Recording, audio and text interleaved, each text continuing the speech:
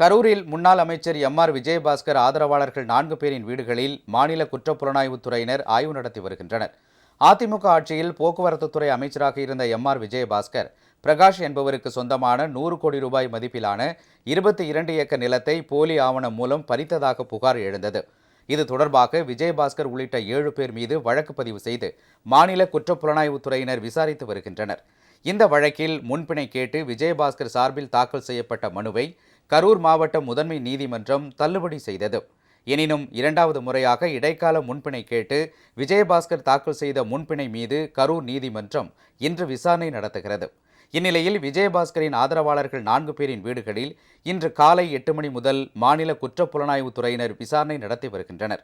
விஜயபாஸ்கருக்கு சொந்தமான பெட்ரோல் விற்பனை நிலையத்தில் பணிபுரிந்து வந்த மணல்மேடு பகுதியைச் சேர்ந்த யுவராஜ் என்பவரது வீட்டில் ஆய்வு நடைபெறுகிறது. இதேபோல் வேலாயுதம்பாளையம் பகுதியில் உள்ள செல்வராஜ், கவுண்டம்பாளையம் பகுதியில் உள்ள ரகு மற்றும் ஈஸ்வரமூர்த்தி ஆகியோரின் வீடுகளில் மாநில குற்றப்புலனாய்வுத்துறையினர் ஆய்வு நடத்தி வருகின்றனர்.